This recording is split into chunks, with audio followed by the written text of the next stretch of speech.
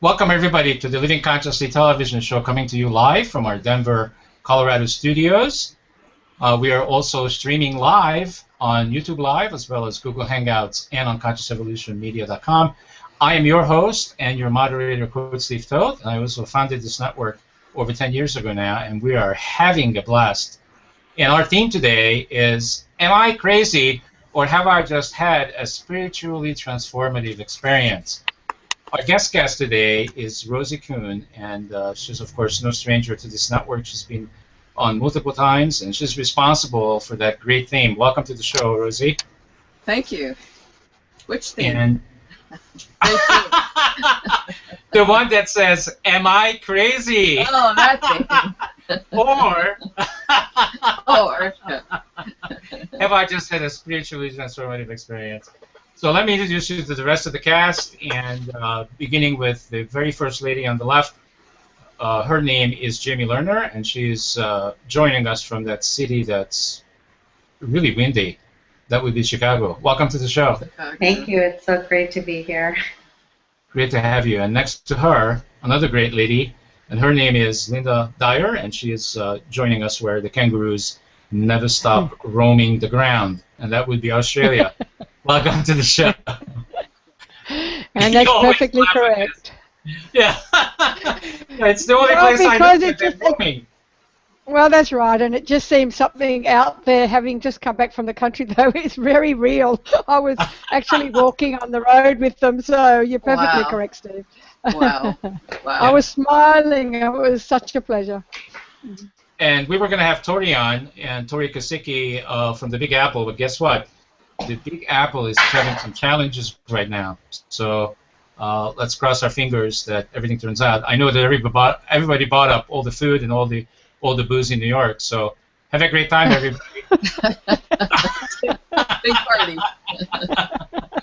Yeah, right on. So since Rosie, you came up with this incredible theme, let's just clarify for our viewers, because we have people come in here and watch live and also afterwards that don't know what a spiritual transformative experience is. So how would you describe that? A spiritually transformative experience is an experience where you have gone beyond what we consider consensus reality or what's normal.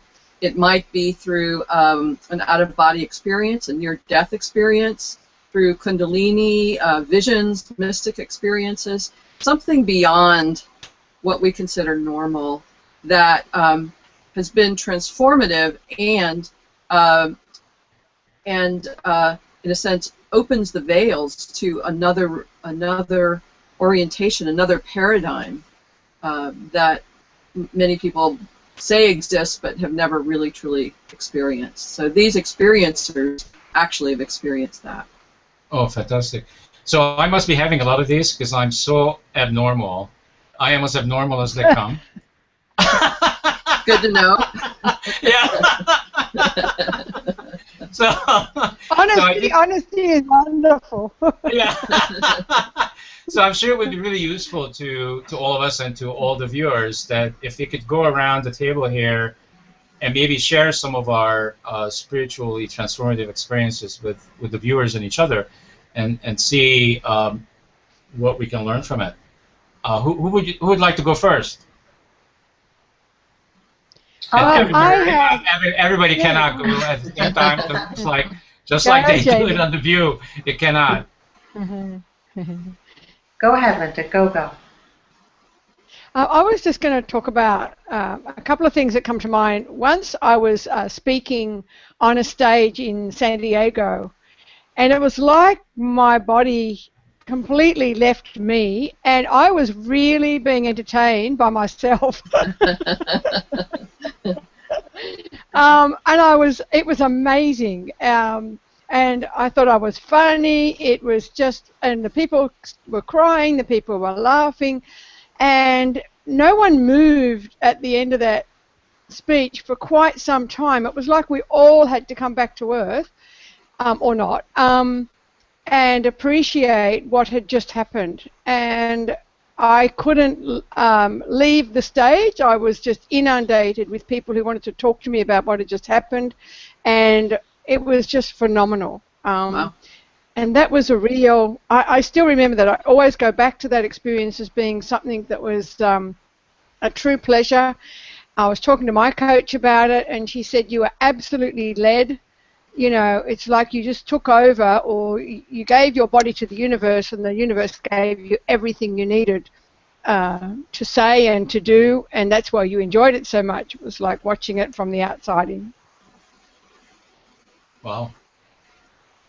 And did you think that you were crazy?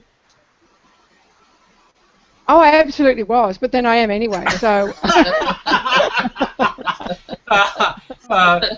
It's no wonder. People associate crazy and... I think one of the elements of experiencers. I'm actually on the board of directors for an organization called the American Center for the Integration of Spiritually Transformative Experiences. It's ACISTE.org, and they came out of IONS, all these little acronyms, which was the International Association for Near-Death Studies. It's been around for 30 years, and what they realized what was missing was trained individuals who could support people who are experiencers to help integrate their experiences into their normal life. And part of, I think most people, when I meet experiencers, quite frankly, they're like, of course I'm crazy, but it's okay. You know, it's like all of us that are saying that, there's no attachment to it, that it's like part of our being, and it's part of probably everyone's beings, but we're not attached or afraid of that. Now, that's not true for all experiencers. Some are afraid that they're crazy because they don't know, they don't have an orientation that allows them. So that's one of the values of having this this talk, Steve, is that we can say that we can inform people about experiences and experiencers, that they're not alone. Right.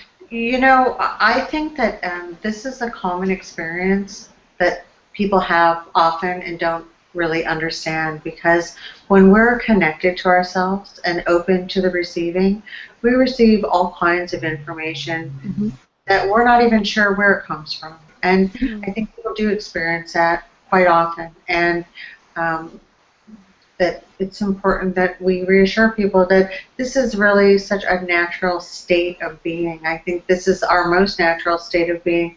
I think this is how we came when we were born. You know, very open and just with so many gifts. And so it's the moments that we're just relaxing back into who we actually are. Yes. Yeah. Yeah, awesome. So, and that's exactly what that felt like too for me, Jamie. It was that total relaxation and allowing wherever the universal energies were coming from, allowing them to completely run. The preparation, I had done heaps and heaps of preparation, don't get me wrong, but it was allowing the universal energies to just work with me to make that an amazing experience, not only for me but for everybody in the audience. And I really get what you're saying. I've never forgotten it, and it's something that I draw on. And for me, it inspired me to relax more and just be one with and allow that to happen more often. I can't wait to share some. Go. So the first one was when I escaped from Hungary, a communist country, and I tried it 3 times, and the 3rd time I let everything go. So a lot of times people wonder, and asking and sending an email and also comments that, what the heck do we mean letting go? So I learned that the reason why I wasn't successful the first two times when I was attempting to escape is because I was hanging on to everything and everybody in my life. And the 3rd time, how I made it is I let it go, meaning that I said to myself that I love all these people that I'm leaving right now, but this is something that I want to do for me. It's for the love of myself and to make sure that I survive the new Steve. I have to do this for me. So I jumped, and when I jumped, everything I was experiencing as I was jumping in slow motion, and it was almost, well, it wasn't almost, it was like my life just played out in front of me, my past, very quickly. I was watching a movie, and I was told that everything that I had done until this point, I did it for this reason.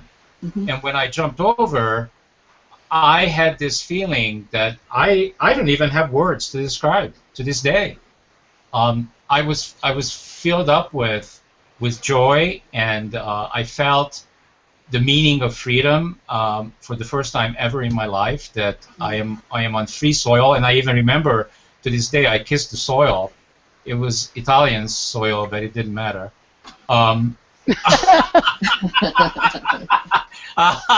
I know better now about Italians. I have a different perspective, but I'll cancel that. But it was just an amazing experience. And the second one was when I was coming home for Christmas. My family, my ex-wife and my kids were living in Portland, Oregon. We were coming home to Denver to visit my wife's family for Christmas, and I was in this big Ford van, and it was a terrible snowstorm, and everybody was sleeping. I was driving. I was the only one who was not sleeping, and I lost control of the van, and we were spinning. So this is in reference to the experience of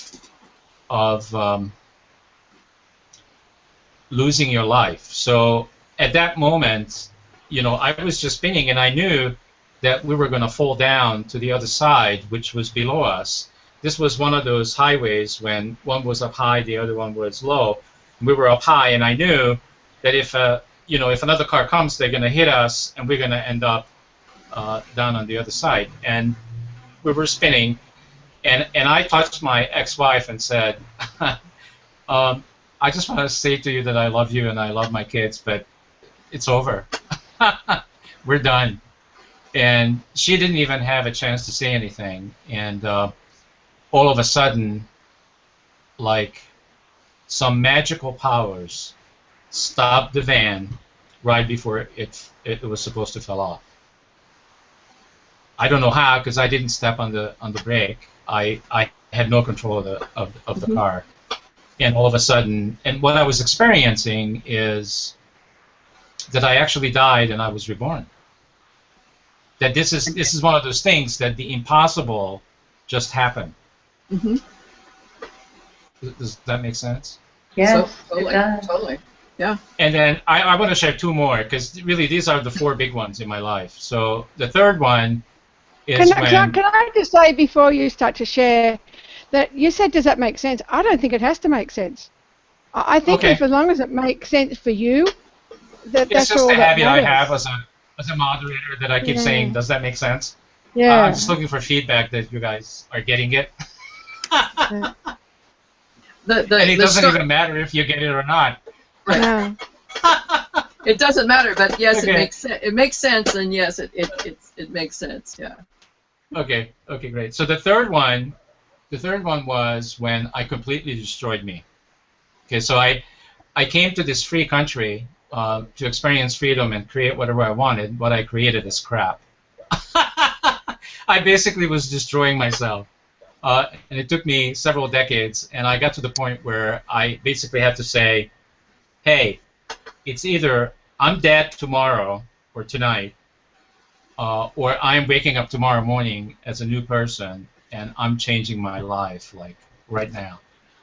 And what I was experiencing is that the old me, again, died right then and there, because I made a powerful choice that what I want to do is I want to start this network, and back then it was called Real Coaching Radio and TV Network. I want to start this network, and I want to put all of my energy that I put into the things that destroyed me to actually recreate me. And that was an incredible experience, and it was transformational because everything about my life has changed. And this happened overnight. I mean, it was like it happened in a moment. Mm-hmm. And the last one I want to share was one where and I've been saying this for many, many years, that that we should be quieting our minds so that there's no chatter in our head. And I was saying that for decades, but I could never do it. And for myself. And but I knew it was possible. So one day, and this was a couple of years ago, all of a sudden, everything got quiet in my head. And it was like, again, no words. I don't have words in the English language to describe what I was feeling, but it was like a bliss. It was like, oh my God, I want to just stay here. And then I stayed there for like 2 weeks, and I started to question at the end of the second week, is this ever going to stop, and what I'm going to do when it stops? And as soon as I said it, it stopped. And now all I do is I just notice when the chatter, so like as I was speaking, and even when I'm doing the shows like with you, and when I'm in life in general, I don't have the chatter going on. So somehow I am managing having the chatter be gone, and I can just be present and be in the now, like right now. And I mean, this is one of the things that we are attempting to teach on the network, is that all we really have is right now. Like, there's no sense living from the future. There's no sense living from the, what did I say? There's no sense living from the future.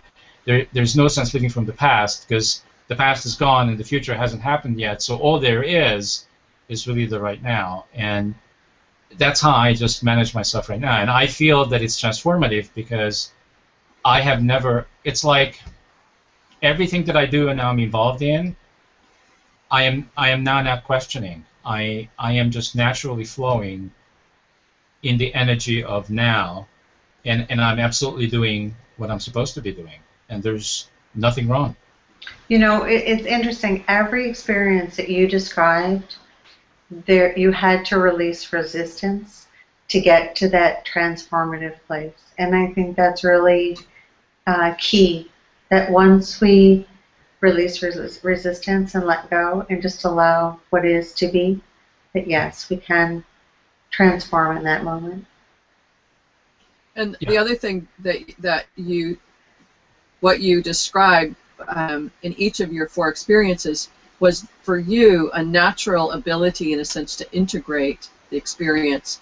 In a sense, each time there was a death, an ending and rebirth, an ending and a new, and rather than it feeling it's crazy or insane, like, who is this person, Steve, you had, in a sense, it sounds like, an automatic knowing that you just moved into a new level. Yeah, that's where what for other people, for a lot of people, it is, I don't know what to do, who this is, I don't know how to be me anymore without my old context. And that's where the need for support or community, or for, hey, I'm not alone in this, is really, really important. There's an inability, they don't have a structure or internal support even to be able to work with their experience. And it may take them years or decades to actually get it, like be able to bring it in to themselves. So it's really cool to hear how that, in a sense, that integration process for you and Linda was pretty effortless, where for other people it can be a large struggle, especially if, in a sense, they've gone through the light and they've seen people and they've had pure experiences of love, and then they come back into this reality in Earth where there's a lack of love or lack of dignity and honoring. It's like, what's the point here? How do you integrate that? How do you deal with what's the point? Why am I here? And Rosie, that is exactly why I took this contract to integrate this into corporate America. I had this opportunity now for, I think it's going on close to 6 months. It is because I felt that I really created this awesome bubble for myself, but the bubble that I was always happy I was doing all these shows, and I was doing a lot more shows than we're doing now, but how I was starting to feel is that this is boring. You know, I mean, I'm feeling great, I'm doing great, but how can I make a difference in the world, like in the present moment? I know that I'm making a difference when I'm doing a show, and I don't have proof, and I don't need proof. But what about the current world? Like, how about going out there and see how this can be integrated?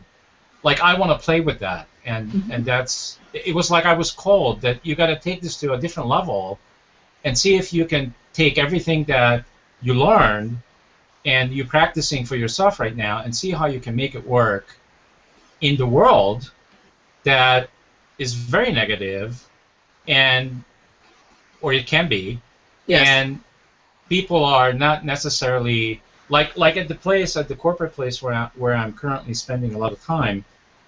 There are people that there are awake and don't even know it.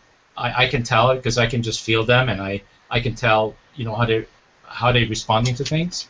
And there are people that are not awake, and I don't judge them. I have fun. I laugh a lot, and I try to relate to people different ways depending on who they are. And I'm just creating an atmosphere where people are open to express themselves, and that's really, it's kind of interesting because that's why I started the network. I wanted to start this network to help people to express themselves, and because I wanted to help myself to express me. Does that make? Sure. I'm going to say, does that make sense?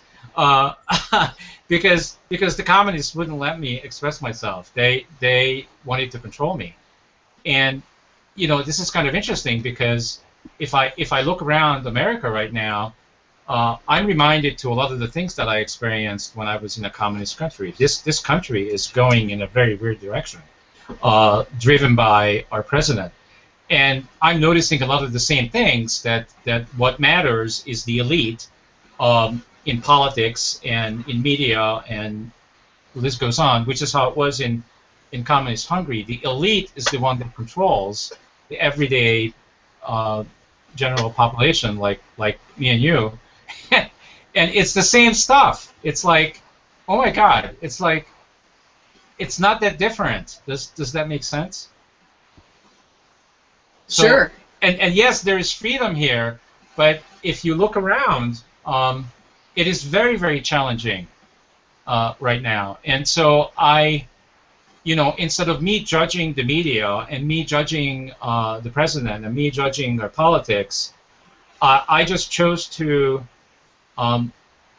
take leadership into an organization and see what difference can I make there, because that's what I have available to me. I don't have the ears of the president to make a difference there. You know what I mean? So I'll just do it where I can. I get it. I get it. So there. So there. It's your turn, Rosie. I talked way too much. Good for us.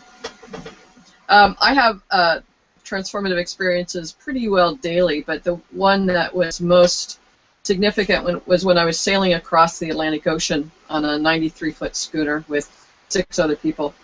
And I went across the ocean. We went from the United States to Ireland, and I had no doubt that I was going to die, but went hoping that wasn't going to happen. So was there a storm?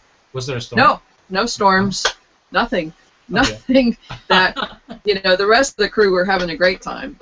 It was only me that was having this sense of I'm doomed, and every wave that came, not even over the boat, just came, was just normal, but I was sure that it was going to be the next one that would take the boat down into the depths of the ocean.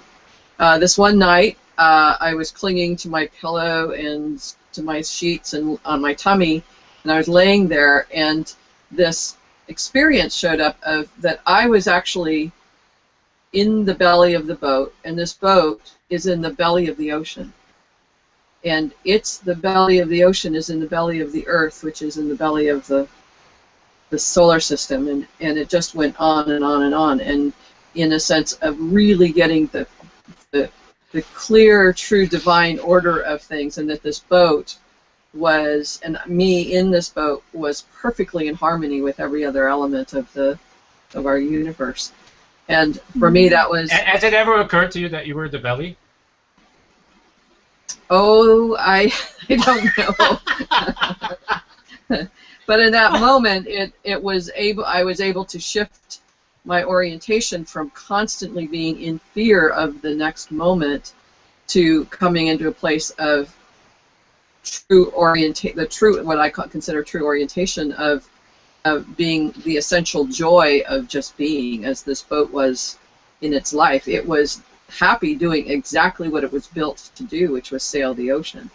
And so I was able to shift my orientation in such a way that I could now enjoy the rest of the journey and trust the whole sort of unfolding.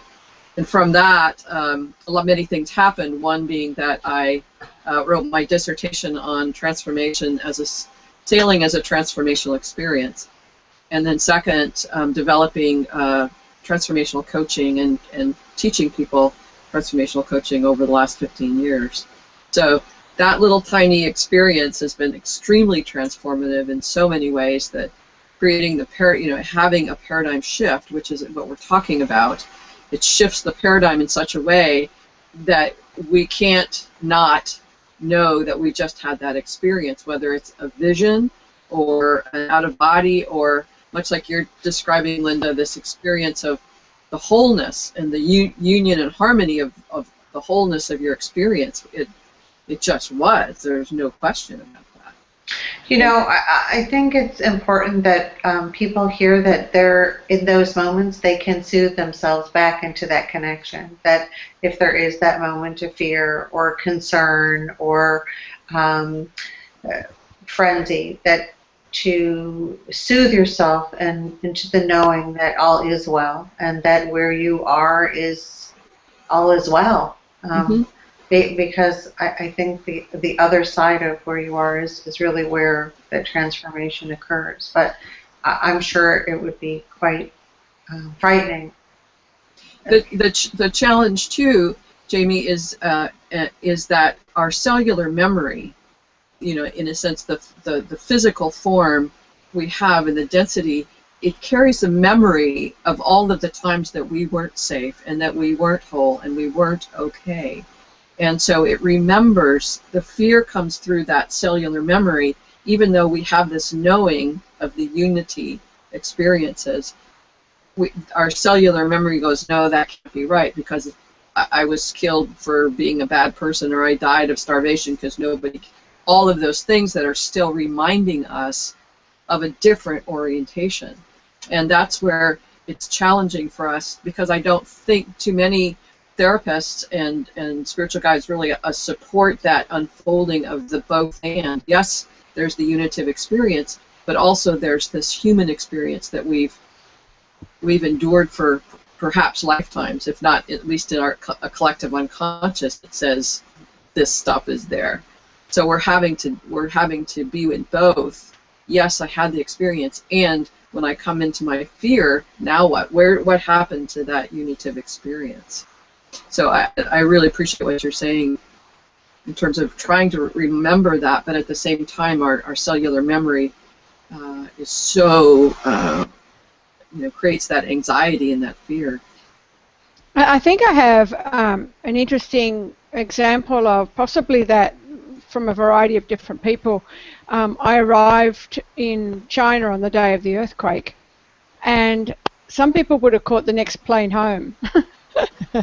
Because it was like, there's an earthquake happening in the city that we've just flown into. And I was there to teach. And for some reason, this message, I could not let it go. I just couldn't. It was, you're here for a reason. Go and, save these people.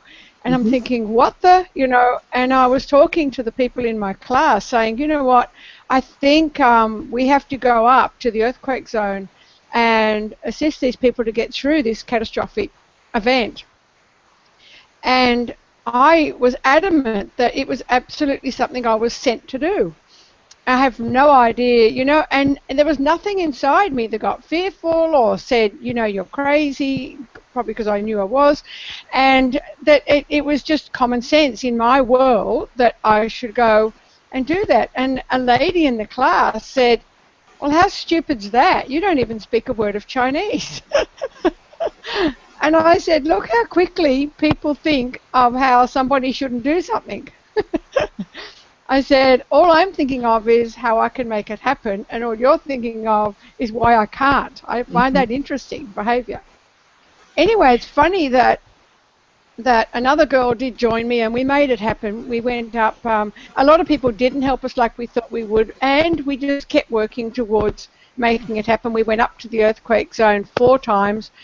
I came back to Australia. We translated books. We did the whole thing. And the lady that initially didn't think it was a good idea and had all that fear and trepidation about, oh my God, you can't do that. You don't even speak a word of Chinese. And blah, blah, blah. She joined us at the airport.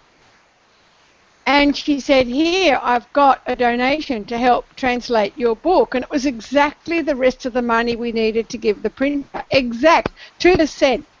Wow. That we needed to give the printer. And I turned around and said to the girl that was coming with me, I said, why don't you just ring the printer and tell him we've got the cash? Like, there was no excitement, there was nothing, because I just knew that it was going to come. I had just an amazing belief that everything was going to manifest. And we got up to the earthquake zone, and we only had 1 meeting, and I said, that's all we need right now. Yes. And then the girl that was so negative, she joined us. She came on the plane and came to the earthquake zone. And I went, thanks for the challenge to the universe. And together, like, she was flipping through a magazine, and she found a bookstore that was doing some work, and she said, I'm going to hop in a cab and go there. I said, well, you girls do that. I'll talk to this lady that's coming at 4 o'clock. To cut a long story short, we got 5,000 copies of my book translated. It all went through the earthquake zone. We travelled up there 4 times to help 10 million people that were displaced by an earthquake. And yes, I do not speak 1 word of Chinese. How did we get through the Chinese army? Like, you know, how do you do that? Everything inside of my friend who's Chinese was saying, we can't do this, we can't do this. All I kept saying was, keep the faith.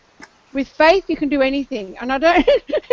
And somehow I just believed that. Yes. And she was right in one, you know, everyone's right, but she was right. Well, how do you get through the Chinese army, for heaven's sake? And I had no qualms. And I can still remember that guy, the Chinese army, on the front of the car that we were in, flipping through the book, and I could hear him thinking. And she's saying that we're not going to do this. And I went, next. I said, honey, with faith, you transfer the faith. It goes through the universe. He gets it, and he will help us. But with fear, he'll also get that. So what do you want to send, faith or fear? I said, because I'm only sending faith. And he looked up, and he looked at the book, and he's flipping through it. The next minute, he turned around, hopped in our car, and he said, I'm going to get into trouble for this. Let's go. And he took us into the earthquake zone, where 100 children out of 2,000 were left. And I've never forgotten the experience. It was just the most phenomenal. It was like an egg growing in my stomach that I couldn't, it was like I was giving birth to something. That's the only thing I can describe.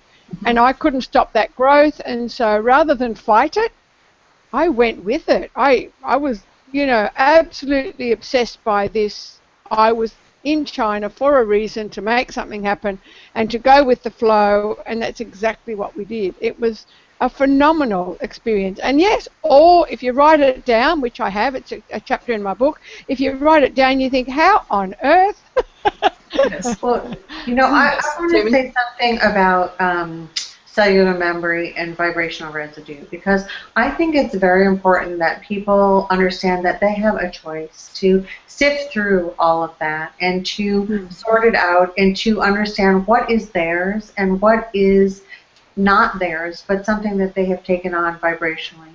And I think that's where people feel really powerful, when they can start to sift and sort and understand that maybe it's not theirs, and something that they have unconsciously taken on as vibrational residue. And yes.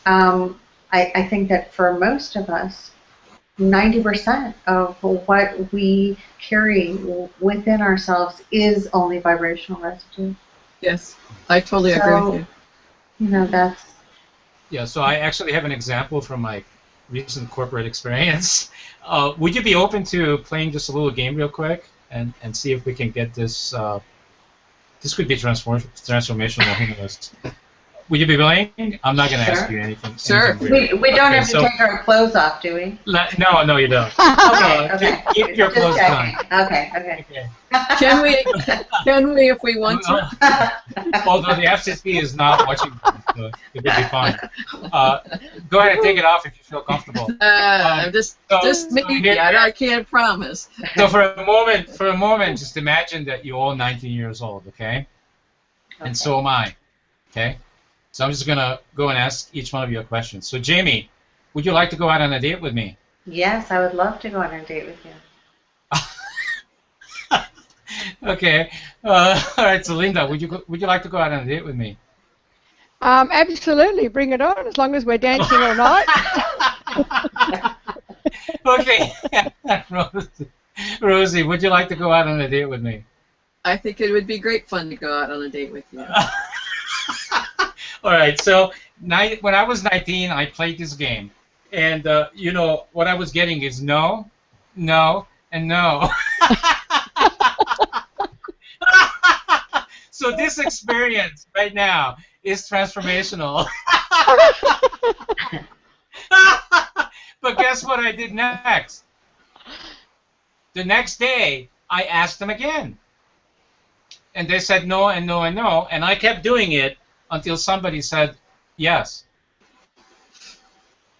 And why this is coming from a corporate experience, because people in our society right now have a real challenge with making sales calls and talking to people. Again, it's back to expression. And the way people respond is people respond from a place of they want to protect themselves. Like, as soon as they figure out that you are asking them something that could represent danger, or you're trying to sell them something, they say their body language immediately says no, and what will come out of their mouth is no, I'm not interested. So have you experienced this yourselves, like these days? Sure. You know, but I think also your level of expectation, if you expect that the person is not going to be interested, I think that has a whole lot to do with the person's interest or disinterest. So, and I think when you were asking these people out when you were 19 years old, you probably were expecting them to say no. And yeah, they because did say no. that was the norm. That's what you were supposed to expect. Well, like what I learned, if you go ask girls to go out with you, they will say no. Well, but so expectation is a really important part of this conversation, because I think that what we expect is what we get. What we get, Mm-hmm. yeah. Yeah. So before I even started to play this game with you, I let go. I let go of, you were free. In my questioning these questions, I said whatever the answer is fine. Well, and look, it was yes from all of them. So yeah, it was magical. Yeah, it's like, wow. We let go too, Steve. Are we all going to meet at the same time? Are we having a date with all three, all four of us? It's your option. An international whatever you date. want to do is fine. You better wear layered heard- clothing, because it's bloody hot here in Australia and it's freezing cold where you are. So Yes, layered that's clothing would be there. That's true. We haven't heard from Jamie yet about her, and if you're up for it, Jamie, speaking about your transformative experience. You know, my transformative experience happened when I was born, I have to say. I have always been incredibly connected to myself and always heard my own voice. And so I have never been frightened at all at my just intuitive knowing. It created, I think, a lot of problems for me in terms of how other people perceived me when I was growing up. And sometimes now in my adult life, because I'm so clear, and I'm so grounded in what I know and what I feel and what I hear. And even though a lot of the times I don't understand it, I never question it. I mean, I feel so trusting of the universe and so loved, and I feel just blessed to be that secure within myself. And I really would love people to experience that more, because we all carry that around with us, and to be able to tap into it and embrace it, I think that's what really makes us free. So, yeah, that's well, that's great. I really appreciate hearing that, because I'm finding that in my work as a life coach, spiritual coach, the work that I do, that it really comes down to people trusting their own voice and being able to go in and trust that voice as and that being their only source of truth. It's such a hard challenge to break that. Make that most of us have to make that paradigm shift, as opposed to you just having been born into it, if you will. It sounds like. But it's sometimes reminding people they have a choice. I think that some people don't really understand that that is a choice. Yes. And I think it helps them shift. So just opening the door for people, I think it's really helpful. Yes. It sounds like the organization that you're involved with is tremendously helpful for people to do just that. So yes. Yes. But Jamie, if people don't know who they are, how do they know? What's the filter that they use in terms of how do they choose? I think people do know who they are, and I think they just don't trust what they know. I think we all know who we are. We do. We intuitively know who we are. Well, I knew when I was a kid, until I was like a teenager, I knew who I was, but then as I got into this journey, I forgot. Well, that's right. Maybe you forgot. But, it's interesting. With every 4 things that you described, you brought yourself back to who you were. And it was a choice. You made a conscious choice to get back to that place. And you did. And I think that, we're transforming ourselves every minute of every single day. It's a moment-to-moment experience. And yeah, and how I forgot is I believed what the outside world was feeding to me to be true, and not checking it against yourself. Who I really am. Yeah, it resonated with you. And there is only personal truth. I mean, so everyone has their own truth that we have to. I know at least one organization, I don't know, maybe, I'm sure there are more, but I know at least one organization that's a pretty large organization that seems to think that they have a patent to the word transformation, but I don't believe that that's true. So can we just explain a little bit more about what does that mean, transformation? Is there another word we can use that would describe it maybe better? Well, maybe it's reconnection. It's actually, for me, a paradigm shift. That when there's a transformation, it's like the distinction between the caterpillar and the butterfly. That's a transformational process. I mean, there's a caterpillar, then there's the metamorphosis, and then there's the butterfly. The butterfly can never go back to its previous form. That's transformation. Yeah. It's if you can go back, if you will, if you can go back, then that's sort of transcendence as opposed to transformation. Transcendence is we have a peak experience, if you will, or an aha or an insight, but that insight isn't sustainable. We haven't become the butterfly. We just go, oh, there's a butterfly, whatever. But it's when we become that paradigm shift happens. When you leaped from the communist country into Italian soil, there was no going back to that place. Right. So it's for me, it's the underlying thing is when a transformation happens, it usually happens in all arenas of our life, not just, oh, I had a spiritual transformation. I'm a butterfly in my spiritual life. Transformation occurs, and when it occurs across all areas of our life, because it happens at the essential nature and the being of who we be and how we be in the world, as opposed to what we do. The doing comes from our being, and our being is what's transformed, and when that paradigm shift occurs. And Jamie, I think for me, you talking about your orientation in the world, it's that place of what most of us have to work towards, to get that level of wisdom and the fearlessness of that place, and the divine knowing that you live with. To me, most of us have to choose to create that paradigm shift, that transformation. But it's possible and attainable to everybody. Absolutely. Absolutely. Yeah. Absolutely. And I found the more that you do it, and the more that you go with the experiences that come your way, the more it happens. So yes, when you do, like Steve said, let go, and you realize that, like once the thing on the stage happens, or once as a child, a blade of grass saved me from falling 65 meters. To me, I still remember those things. That's uncanny, How did I not fall down the cliff? There was a reason that I was supposed to stay on board.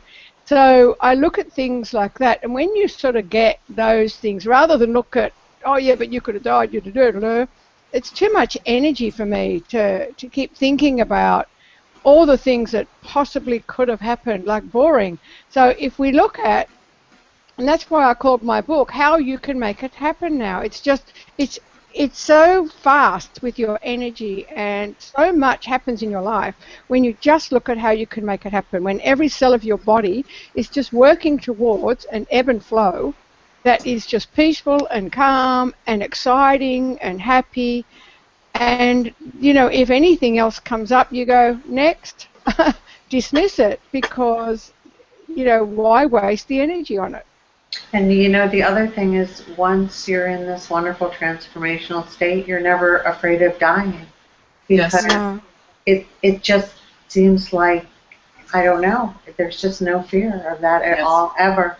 Yes. Which it doesn't mean you're reckless, but there's no fear. You're fearless, but not reckless. Fearless. Yeah.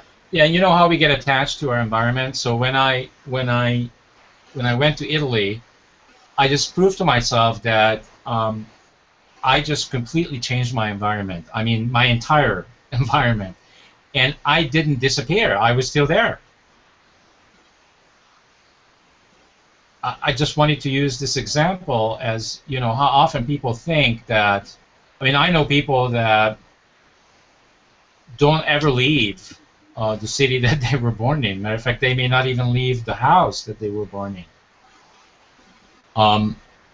in. And so we are not our environment, We are much more than that. And I just proved that to myself, because I let everybody go. I left my country go. I left the city that I was born in. Everything I knew that was part of who I was, I let it go. And here I was on the other side of the world in freedom, and my body was still there. I was still in existence. I was still Steve. And there you go. It's just... Steve, I think that's a really important point, because also when I'm teaching NLP, I'm teaching people that you're also not your emotion. You have an emotion. So we're not fearful. We're not sad. We're not, in doubt, or we're not guilt. We are who we are, and we happen to have an emotion coming through our system at that time. What we do with that emotion is like what you did with that ability to cross over to Italy. Yeah, we have the choice to say, let me take that fear and let it hang on to every negative ion in my cell and keep me fearful, or let me take that fear and go, next, because every time I get through that, and I've noticed that every time I get through an experience where once I was fearful, then it's less and less becomes a part of your system. And so it's like, feel the fear and do it anyway. or it gives you that energy to boost you forward through whatever that is that you want to go and do. And I think that's really important, because a lot of people, they say, oh, I'm fearful. Well, actually, no, you're not. You are who you are, and at that moment, you happen to choose to carry some fear that you can let go of any time you want. Good point. Great. So guess what? The conscious hour is over. Again, this happens every time.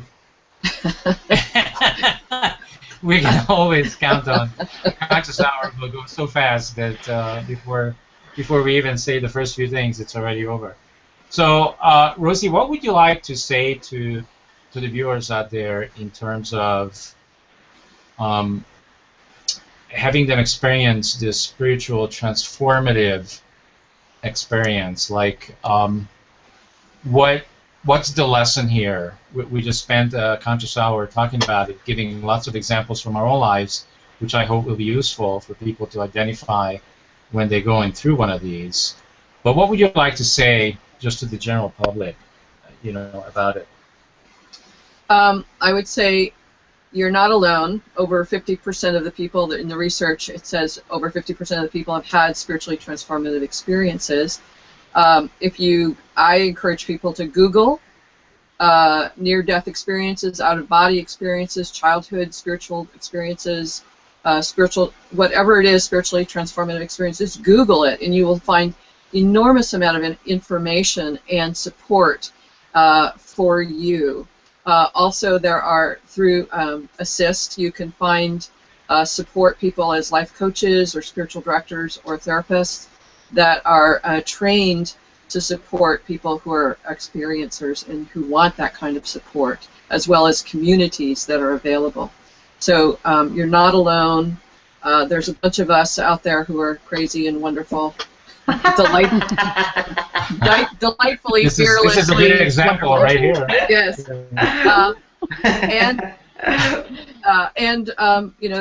I just started a community here on the island of people, on Orcas Island, of people who are experiencers. And so, create the invitation and invite other experiencers to come and sit and talk like we're doing tonight. It's great fun.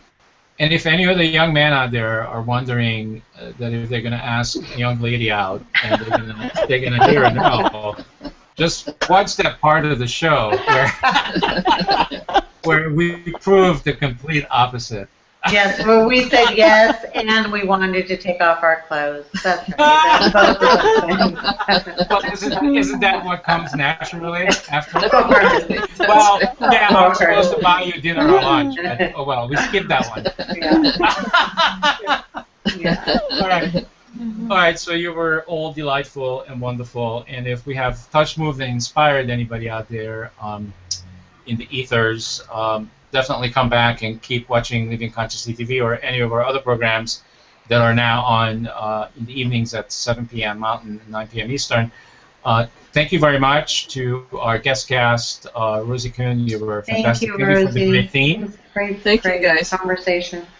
And thank you for our cast, and that's Jamie and of course Linda. And have a wonderful evening, Tuesday evening, and the rest of the week. And we'll see you next week, simply same time. Thank you, Blessings. ladies. Yep. Bye. Bye-bye. Bye-bye. Bye-bye now.